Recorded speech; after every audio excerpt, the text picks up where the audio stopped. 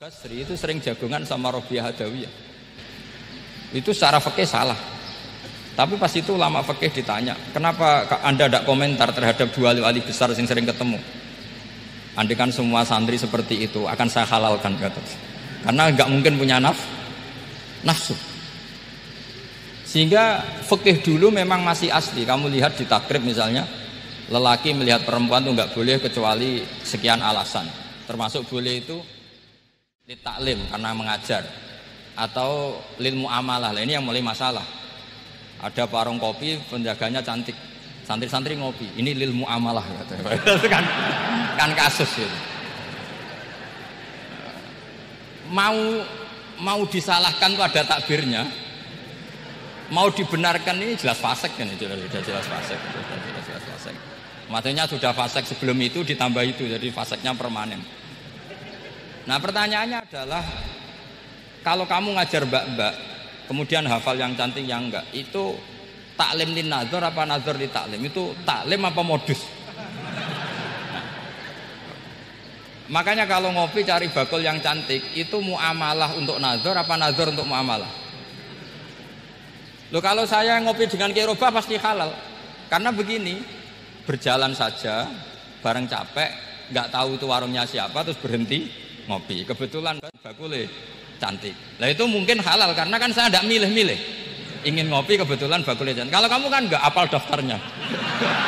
Wah itu mesti haram itu, mesti haram itu. Karena berarti kan kamu menjadikan ngopi ini modus. Gue jagani nak takok pangeran. Lo kok nazar? Muamalah Gusti, muamalah. Itu mesti modus.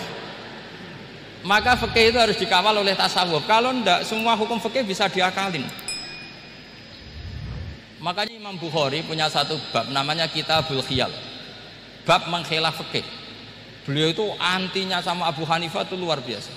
Nggak ada ulama dibenci Imam Bukhari kayak Abu Hanifah. Masyhur itu. Untungnya beliau nggak menangi Abu Hanifah. Kalau menangi geger terus ya. Bisa bahsul masail terus ya. Itu Abu Hanifah itu ulama yang suka khilaf. Khilaf itu ngerekayasa hukum.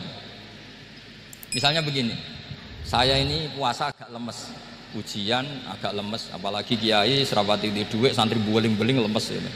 Apa mangan ini kan, poso-poso kok mangan kan gak keren. Supaya saya bisa makan dan halal, saya bisa ngajak kiai Robai ya jalan-jalan nyari yang jarak 2 marhalah, ya sudah, terus bisa makan. Kalau ditanya Allah kok makan, musafir.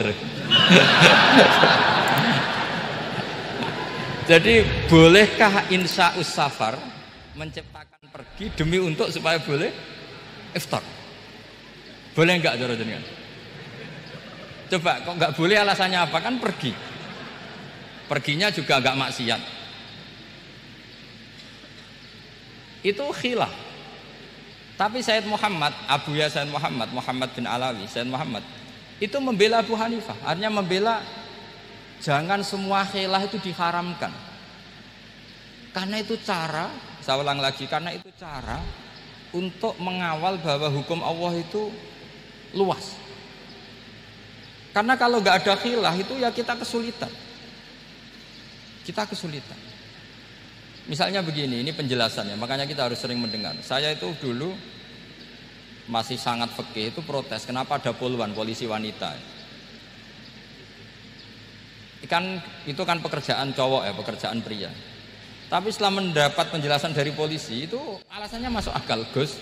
Kadang-kadang orang nakal itu menyembunyikan narkoba itu di alat wanitanya. Itu kalau semua lelaki polisi kayak jenengan masalah itu. Sehingga memang harus ada polisi wanita karena sebagian pengedar narkoba itu perempuan dan menyembunyikannya di tempat itu. Kalau semua polisi cowok kan nggak kebayang. Sehingga kita akhirnya mendengar membolehkan polisi itu wanita.